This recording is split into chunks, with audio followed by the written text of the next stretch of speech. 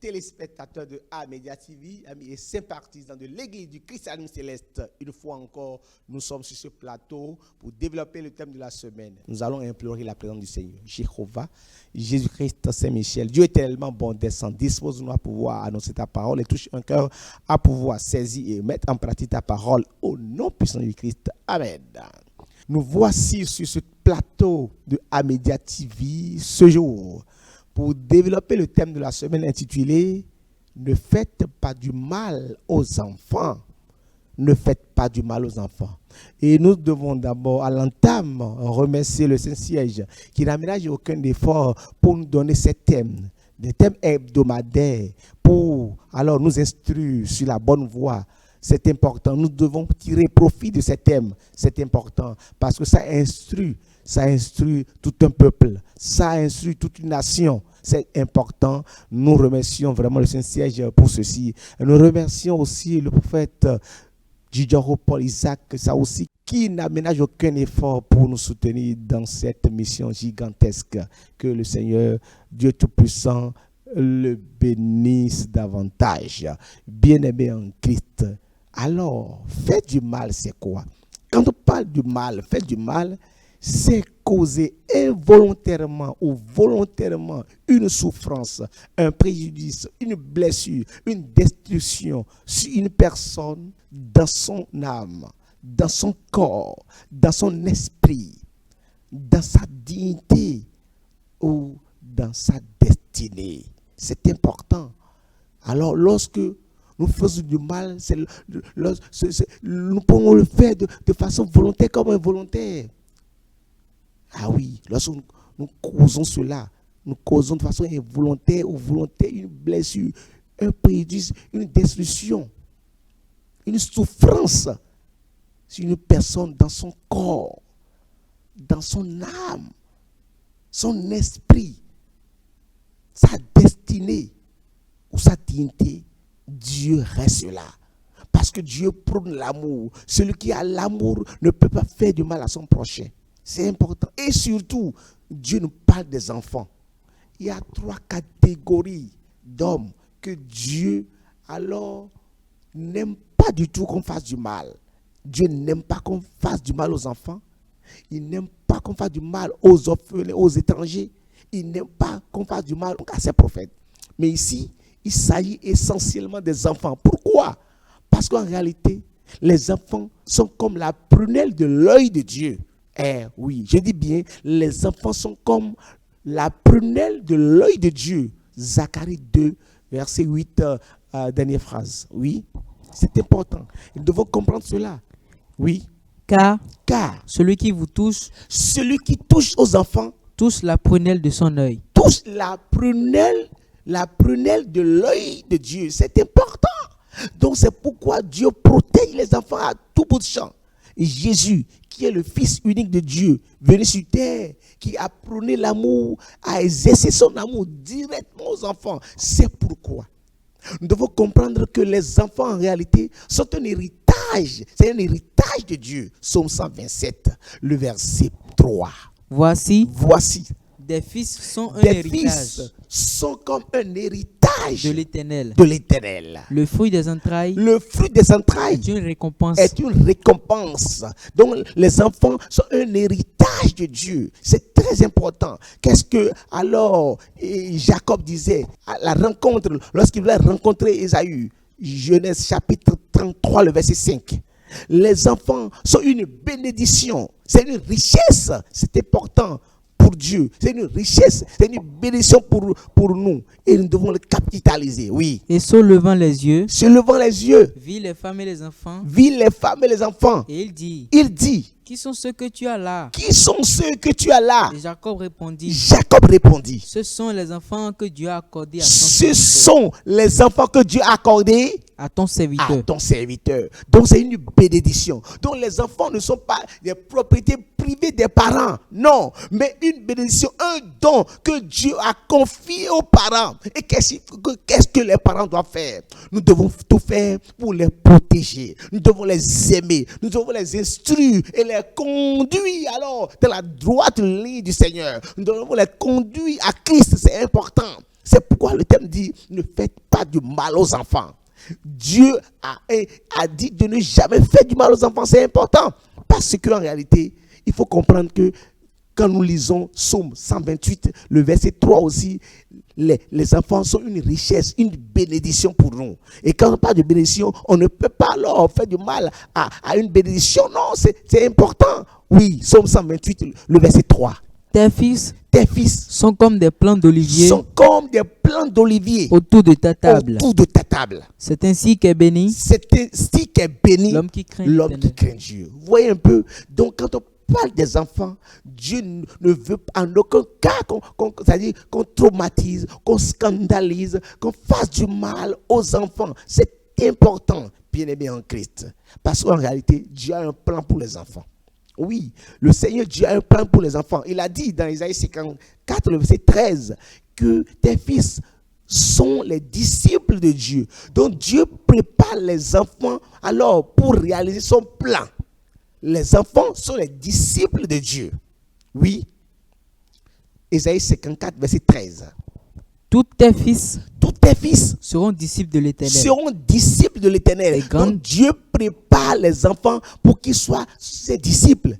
Pour qu'ils soient ses disciples. C'est important. Regardez par exemple l'exemple de Samuel. Nous l'avons dit dans les thèmes passés. Dans 1 Samuel 3, le verset dit, Dieu a préparé Samuel pour être à son service.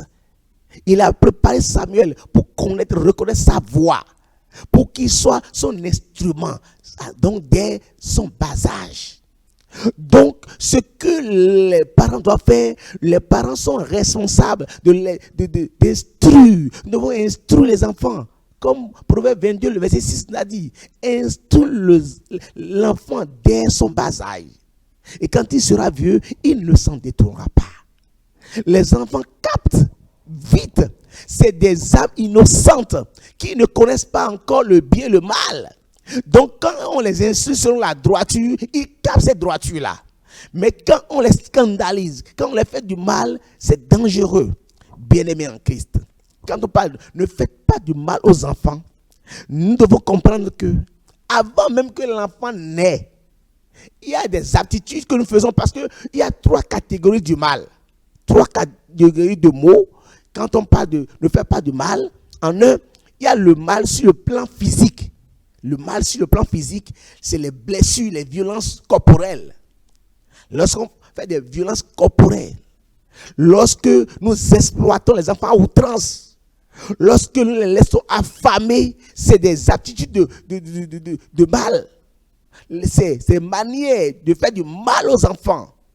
Des manières de faire du mal aux enfants. C'est important. Mais avant, il faut aussi reconnaître qu'il y a sur le plan moral ou émotionnel, sur le plan moral, lorsque nous décourageons les enfants, lorsque nous les humilions par exemple, et lorsque en réalité nous les considérons à autrui, c'est-à-dire à d'autres personnes, nous les comparons, j'allais dire à d'autres personnes, ça traumatise l'enfant émotionnellement.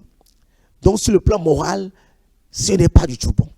Et sur le plan spirituel, lorsque nous les écartons de la voix de Dieu, lorsque nous les privons de la présence de Dieu, lorsque nous les scandalisons, ce n'est pas bon. Donc sur ces 3 plans, le plan physique, le plan moral, le plan spirituel, nous devons tout faire pour éviter cela. Parce que les enfants sont comme la prunelle de l'œil de Dieu. Et ils sont à la face de Dieu. Bien-aimés en Christ. Mais avant que l'enfant naisse, il y a des aptitudes, des mots que nous faisons, tels que l'avortement. Celui qui avorte l'enfant, celui qui avorte une grossesse, celui qui détruit une grossesse, fait du mal à l'enfant et rompt. Alors, il rompt, ça dit que le plan de Dieu, il interrompt le plan de Dieu. Il interrompt une vie. Il interrompt une vie entière. Parce que le plan de Dieu, dans le plan de Dieu, l'enfant va devenir peut-être un prophète, devenir un prédicateur. Regardez Jérémie 1, le verset 5. Quand nous lisons Jérémie verset 5, oui, la Bible dit, avant que j'étais formé dans le ventre de ta mère, je te connaissais. Ça veut dire qu'avant que l'enfant ne soit formé dans le ventre de la mère, Dieu connaît l'enfant et l'a destiné pour quelque chose, une mission déjà avant que les os ne puissent être formés. C'est très important. Continuez. Et avant que tu sois sorti de son sein, je t'avais consacré. Donc c'est consacré depuis le ventre de la mère. Mais si la mère l'a avorté, quand on avorte un enfant, on détruit une vie, on détruit une destinée, un avenir, on détruit un plan de Dieu, on s'oppose à Dieu. Aujourd'hui, nous constatons des avortements passés par là. C'est dangereux. Nous scandalisons les enfants par là, parce que alors son père Amon n'a pas pu faire et qui faisait mal aux enfants, lui en tant que Josias a fait du bien, ce qui est bien, il plaisait à Dieu. Donc si alors la maman de Josias l'avait avorté, est-ce qu'il serait devenu roi? Non seulement roi, il a planifié, c'est-à-dire qu'il faisait ce qui était bien à l'Éternel. Donc il était dans le plan de Dieu. Les enfants sont une âme pure, innocente, qui n'ont pas de la rancune ou de rancœur dans leur cœur. C'est pourquoi Dieu les planifie. Il dit, celui qui ressemble aux enfants, alors ira au ciel. Le royaume des cieux est à ceux-là. Lisons Matthieu chapitre 19, le verset 14. Qu'est-ce que Jésus dit là? Matthieu 19, verset 14. Et Jésus dit, laissez les petits enfants et ne les empêchez pas de venir à moi. Car le royaume des cieux est pour ceux qui le ressemblent. Alors, quand on ressemble à un enfant, ça veut dire quoi? C'est sur le plan de la pureté du cœur que Dieu parlait, sur le plan de l'innocence de l'âme, parce que ne connaissant pas le mal et le bien, ils n'ont pas de rancœur, ils n'ont pas de rancune. Le cœur est pur. Ils sont à la face de Dieu continuellement. C'est ça. Donc, quand on ne pas faire du mal aux enfants, nous pensons aux femmes qui avortent les grossesses. Il faut arrêter ça. Parce que là, Dieu punit sévèrement. Allez dans Matthieu 18, verset 6, vous allez comprendre. Dieu punit sévèrement ceux qui scandalisent les enfants. Mais si quelqu'un scandalisait un de ces petits qui croit en moi, il vaudrait mieux pour lui qu'on suspende à son cou une meule de moulin et qu'on le jette au fond de la mer. C'est très important. C'est la perdition. Nous faisons des actes sans le savoir. C'est très dangereux l'avortement. Il ne faut jamais avorter. Éviter l'avortement. C'est le pire des maux que nous faisons aux enfants. Parce que quand on parle d'enfant, la grossesse, c'est un enfant. Il y a un fœtus qui est là, qui est formé, qui est destiné à une mission, à une œuvre. David, regardez David, d'accord? Dès le bas âge, dans 1 Samuel 16, le verset 7, Dieu l'a choisi. Si alors sa maman avait avorté cette grossesse, regardez ce qui va se passer. C'est une destruction. Ça veut dire qu'on interrompt le plan de Dieu. 1 Samuel 16, le verset 7, Dieu a dit oui, allez-y. Et l'Éternel dit à Samuel, ne prends point garde à son apparence. Ne prends point garde aux apparences des gens. Et à la hauteur de sa taille. Et ne prends point garde à la hauteur des tailles. Car je l'ai rejeté. Je l'ai rejeté. Donc Dieu ne regarde pas aux apparences. Il a choisi le petit David. Il fallait ce David pour combattre Goliath. Il fallait ce Josias pour faire la volonté de Dieu dans Juda. Il fallait alors Esther pour rehausser, c'est-à-dire pour aller défendre les Israélites, bien-aimés en Christ. Si Esther, alors la grossesse d'Esther a été avortée, est-ce qu'on parlera alors du salut des enfants d'Israël? C'est ça, bien-aimés en Christ. Il faut comprendre cela. Dieu a dit que celui-là qui fait du mal aux enfants, Dieu ne peut jamais les laisser. Il ne peut jamais laisser sans sanction. C'est important. Regardez ce qui s'est passé dans 2 Rois 17.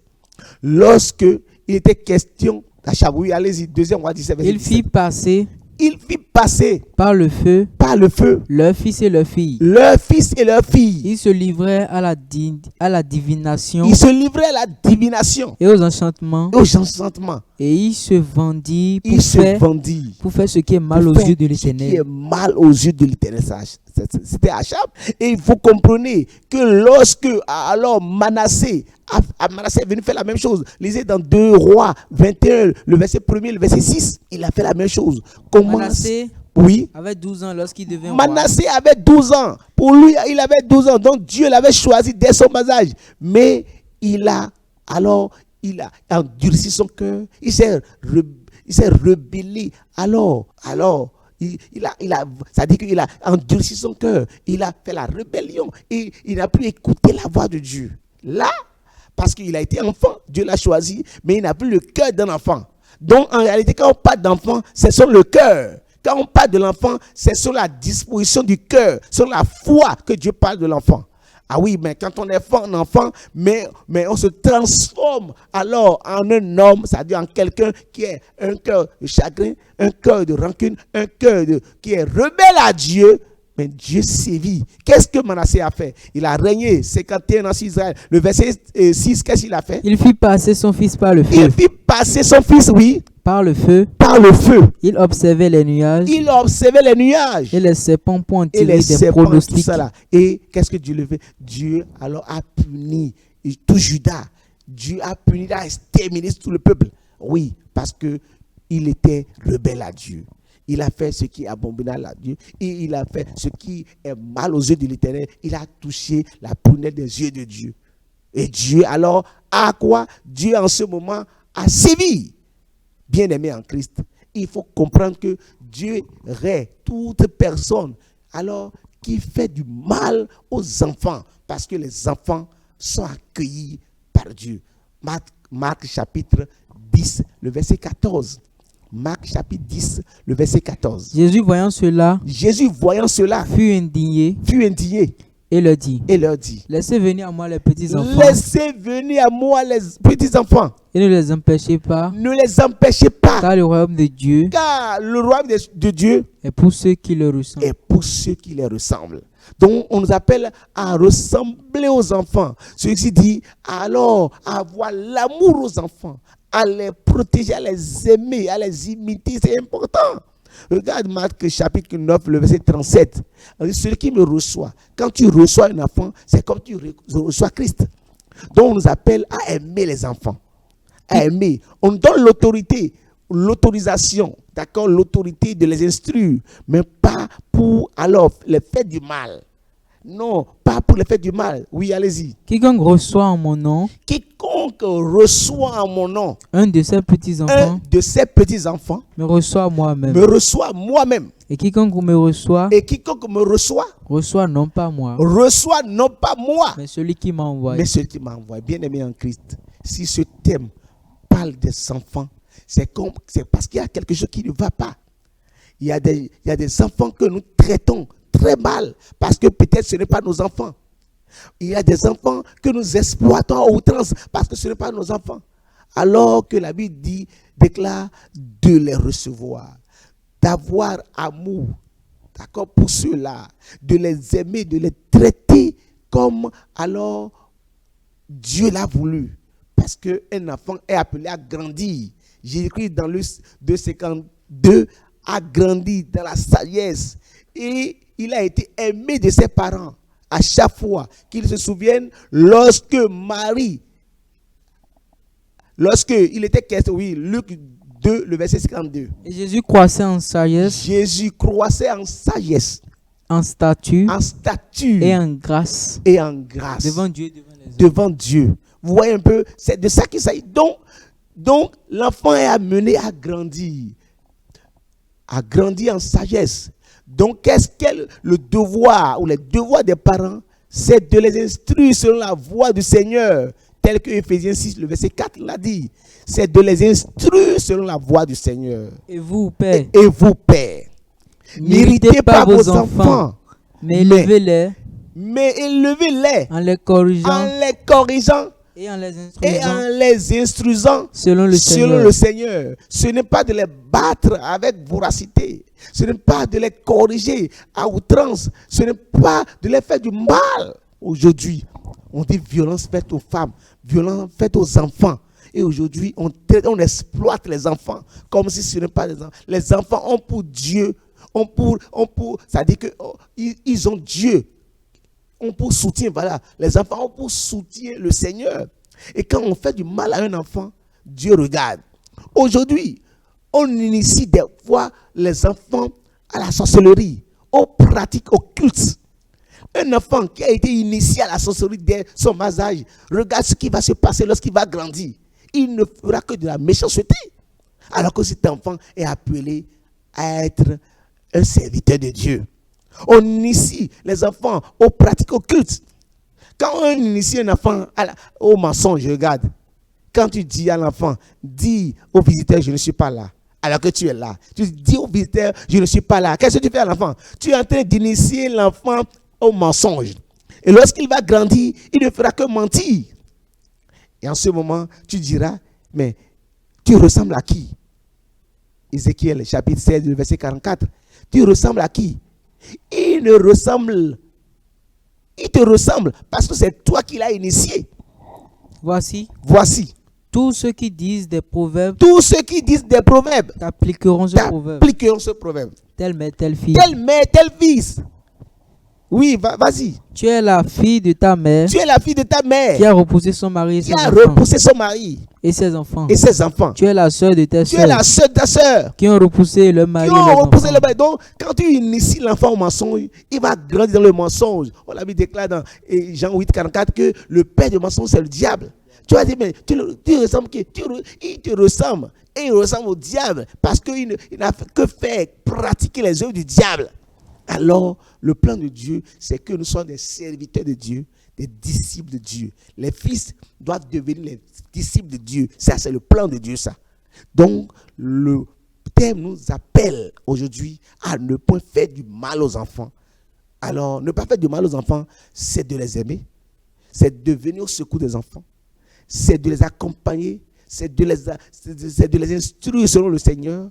C'est de les amener dans la droite ligne du Seigneur. C'est de les conduire à Christ. Et c'est de ressembler à eux. Il faut ressembler aux enfants. Ne pas faire du mal aux enfants, c'est ressembler aux enfants. Ne pas faire du mal aux enfants, c'est de ressembler aux enfants. Et ressembler aux enfants, c'est d'avoir part à la vie éternelle. C'est d'avoir part au paradis. C'est d'avoir part au royaume de Dieu. C'est d'avoir part au royaume des cieux. Parce que les enfants ont d'office part avec Dieu. Ils communiquent avec Dieu. C'est des anges de Dieu, bien-aimés en Christ. Si ce thème arrive chaque fois, c'est parce que nous freinons le plan de Dieu. C'est parce qu'à un moment donné, nous suspendons le plan de Dieu sans le savoir. Par exemple, on dit causer le mal, c'est causer de façon volontaire ou involontaire une souffrance, une blessure, une destruction sur le plan. Alors, c'est-à-dire à une personne, dans son corps, dans son âme, dans son esprit, dans sa destinée, la destinée, l'avenir de l'enfant. Tu as interrompu cela. Des gens font du mal. Et on n'éduque pas l'enfant. Celui qui n'éduque pas l'enfant fait du mal à l'enfant. Et celui qui éduque mal à l'enfant fait du mal aussi à l'enfant. C'est important. Parce que lorsque tu éduques l'enfant sur la voie de l'Éternel, il va grandir sur la voie de Dieu. Il deviendra un serviteur de Dieu.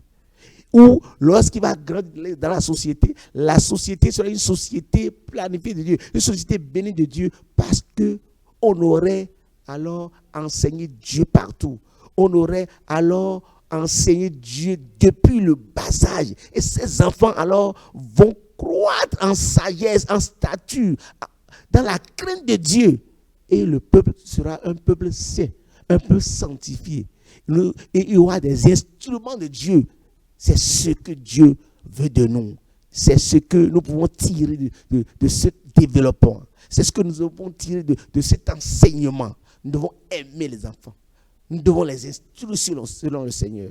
Nous devons les protéger pour que le plan de Dieu soit manifesté. Alors, bien-aimés, en Christ, pour finir, nous voulons, à la suite de ce thème, des enfants comme David, des enfants comme Esther, des enfants comme Ruth, des enfants comme alors Josias, des enfants comme Samuel, ceux pour Dieu, pour la société, pour l'humanité, comme Marie, la Vierge Marie, pour que le Sauveur puisse arriver.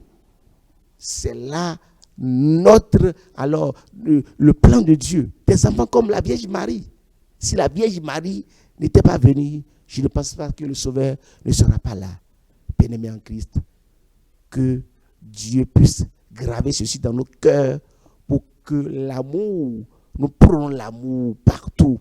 Tout enfant que Dieu nous confie, c'est un don de Dieu, ce n'est pas une propriété privée. Et nous devons alors garder bien pour rendre compte à Dieu au dernier moment.